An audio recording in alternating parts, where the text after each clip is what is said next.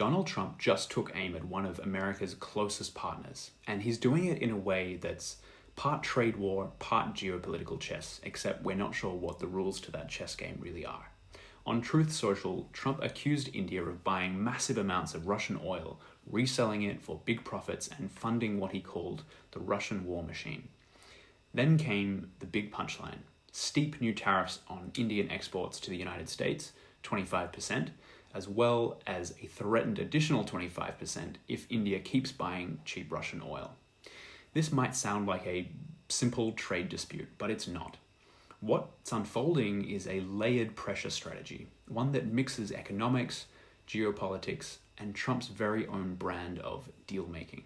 And it's built around three big power plays. And if Trump has a strategy, which I'm not sure he does, these three things could be playing a big role in how it's coming into fruition. Let's break down each one of these in order. First of all, Trump is trying to get a favorable deal with India. For many years, Washington and Delhi have tried and failed to seal a comprehensive trade agreement. The main reason here is India's tariffs. They're among the highest in the G20, especially on agricultural goods, on technology and textiles. India's Prime Minister, Mr. Modi, is very eager to keep those industries protected in India. And Trump knows this. He's linking those tariffs to something much bigger, and that's India's growing reliance on cheap Russian oil, which became very cheap after a lot of Western countries in Europe decided to start purchasing less oil because of the security threat that Russia posed in Eastern Europe.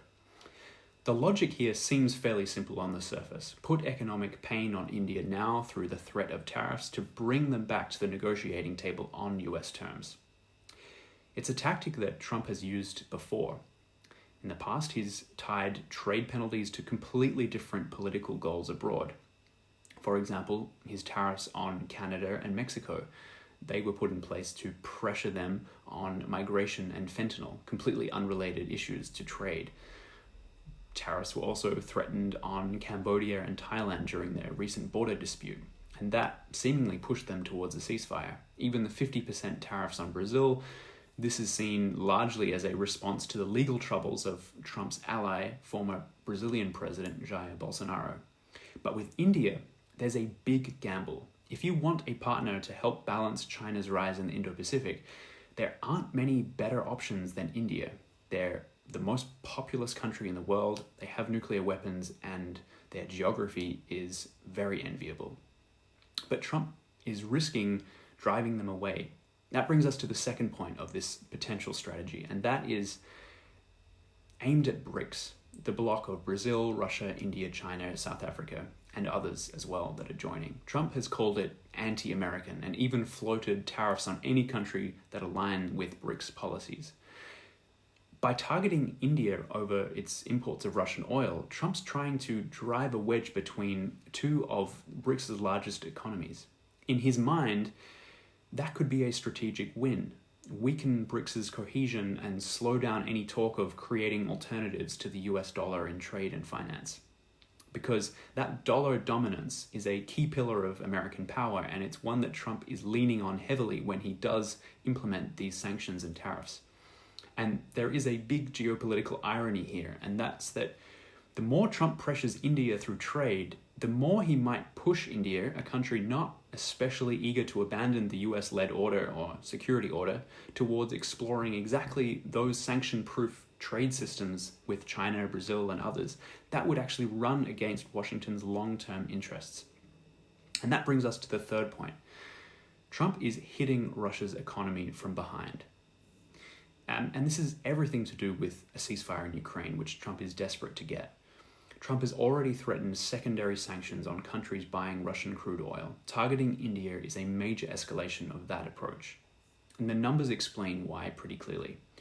Before the war in Ukraine started, Russia supplied only 2.5% of India's oil imports. By 2023, and bear in mind the war started in the beginning of 2022, so only a year and a bit later, that number had jumped to 39%. That's over 1.8 million barrels per day.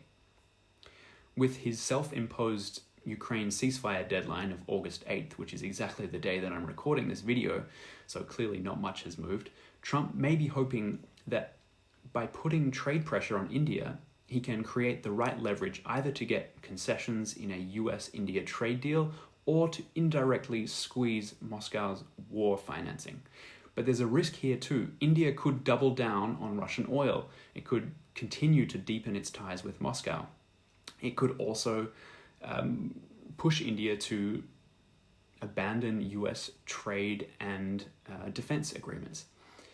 And it also endangers the US and its position in the Indo-Pacific.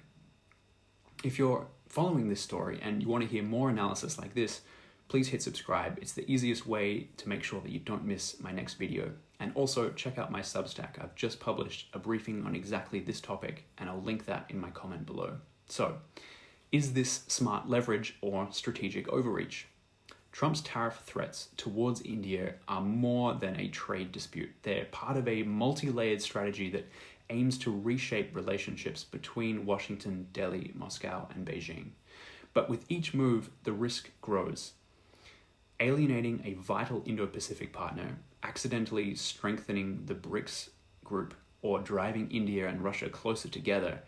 Whether this pressure leads to a breakthrough or a geopolitical backfire will depend on how far both sides are willing to push and whether Trump can balance short-term leverage with long-term strategy. Thanks for watching. See you next time.